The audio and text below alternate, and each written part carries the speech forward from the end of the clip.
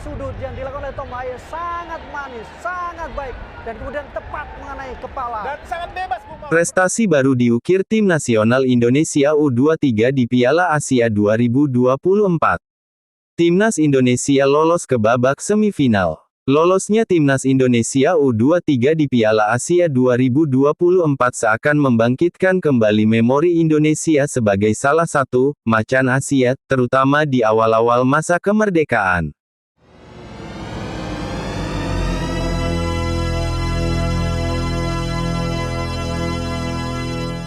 Pada masa pemerintahan Presiden Soekarno, sepak bola Indonesia pernah berjaya di kancah Asia dan internasional.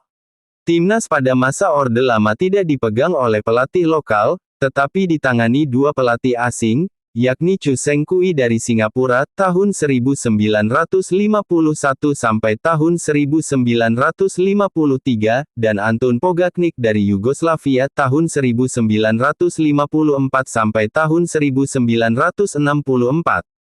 Choo Seng Kui berhasil membawa timnas hingga babak perempat final Asian Games yang digelar di New Delhi pada 1951. Adapun timnas Indonesia yang diasuh Antun Tony Pogacnik berhasil menembus semifinal Asian Games 1954 di Manila. 4 tahun kemudian, timnas Indonesia kembali menembus semifinal dan meraih medali perunggu di Asian Games 1958 Tokyo. Medali perunggu di cabang sepak bola itu merupakan medali pertama Indonesia pada turnamen resmi internasional. Selain sukses di ajang Asia, timnas Indonesia asuhan Pogacnik juga tampil cemerlang di Olimpiade 1956 di Melbourne. Timnas Indonesia mengejutkan dunia dengan menahan imbang raksasa Uni Soviet dengan skor 0-0.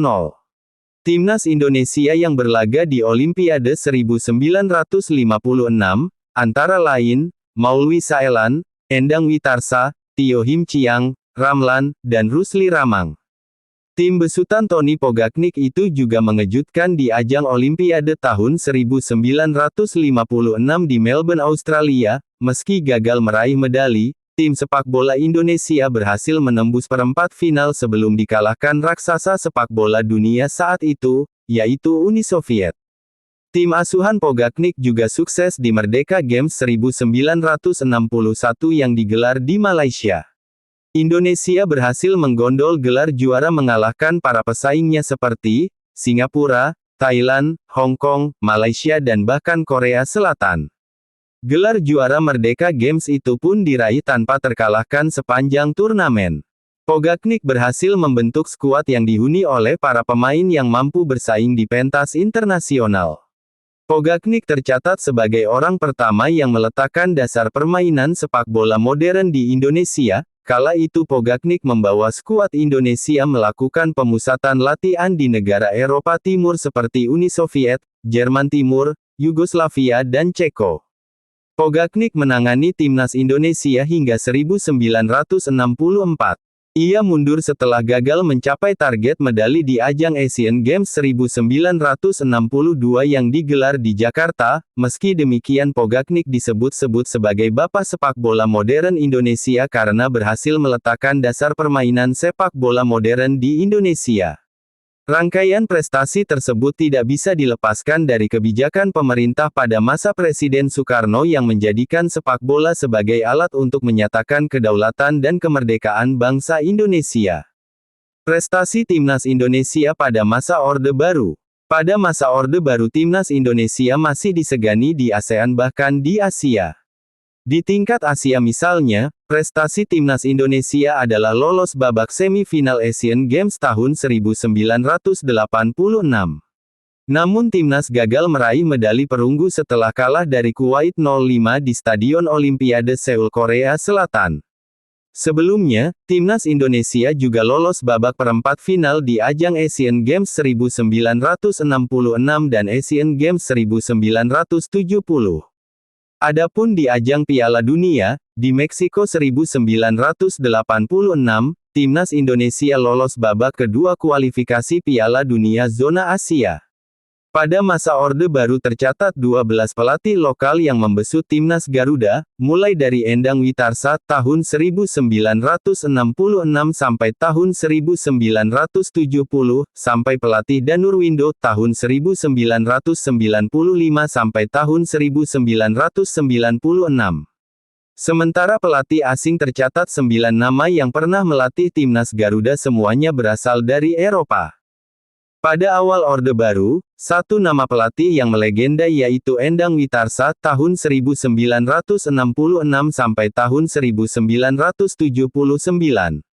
Bersama timnas Indonesia ia sudah menjuarai beberapa laga internasional seperti gelar Piala Raja, Bangkok 1968, Merdeka Games Malaysia, 1969, dan Agahan Cup Bangladesh, 1969. Selain itu Endang Witarsa juga mendampingi timnas Indonesia ke babak perempat final di Asian Games 1966 dan 1970.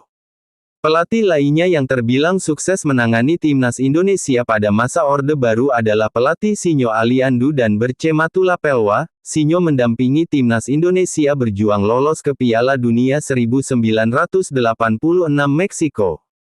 Timnas Indonesia di tangan Sinyo melangkah ke babak 2 zona BAFC kualifikasi Piala Dunia 1986 setelah lolos penyisihan grup yang dihuni India, Thailand dan Bangladesh, namun di putaran 2 Indonesia menuai kekalahan 0-2 dan 1-4 dari Korea Selatan sehingga mengubur mimpi Indonesia mewakili Asia lolos putaran final di Meksiko.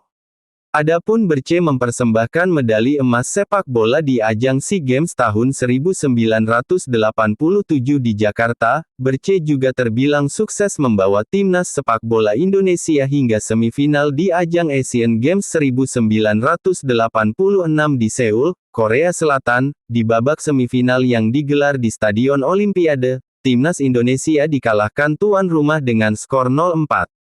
Pada akhir Orde Baru, peringkat timnas Indonesia di FIFA meningkat di posisi ke-76 dari 208 negara anggota FIFA. Selain faktor pelatih, faktor lainnya yang mempengaruhi peningkatan timnas Indonesia pada masa Orde Baru adalah adanya kompetisi dan pembinaan usia muda. Penyatuan kompetisi Perserikatan dan Galatama melahirkan Liga Indonesia, serta masuknya pemain-pemain asing di Liga Indonesia sehingga pemain lokal ikut berkembang.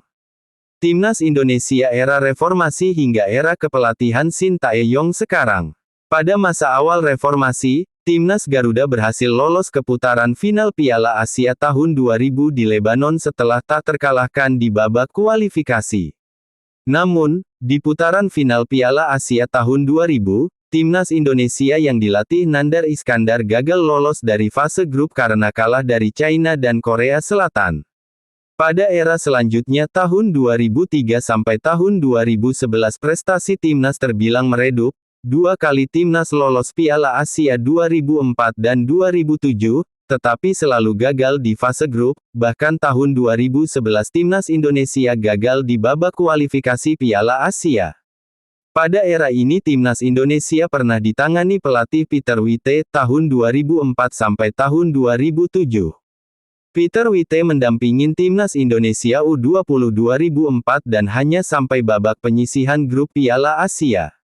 Sementara Ivan Kolev hanya mampu mengantarkan timnas Indonesia di ajang Piala Asia pada babak penyisihan grup tahun 2007.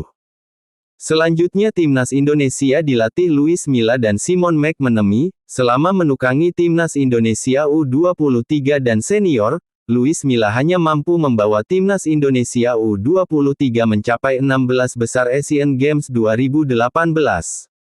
Sedangkan Simon McManamy yang mendampingi timnas Indonesia di kualifikasi Piala Dunia 2022 zona Asia tak sekalipun mempersembahkan kemenangan. Dalam 5 kali pertandingan di grup G zona Asia, selalu kalah dan menempati dasar klasmen. Ini adalah masa terburuk timnas Indonesia. PSSI kemudian mengganti Simon McManamy dan menunjuk pelatih Shin Tae-yong asal Korea Selatan pada November tahun 2019. Shin Tae-yong diberi tugas melatih timnas U20, U23 dan timnas senior.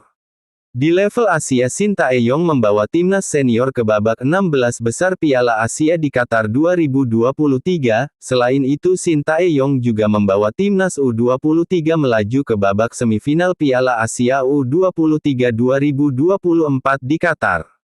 Inilah raihan terbaik timnas Indonesia di kancah Asia. Prestasi timnas bersama Indra Syafri. Indra telah memimpin timnas Indonesia kelompok umur lolos ke final Piala AFF U19 2013, Piala AFF U22 2019, SEA Games 2019, SEA Games 2023, dan Piala AFF U19 2024. Dari 5 kejuaraan tersebut, timnas Garuda Muda sanggup meraih 4 kemenangan dan kalah sekali.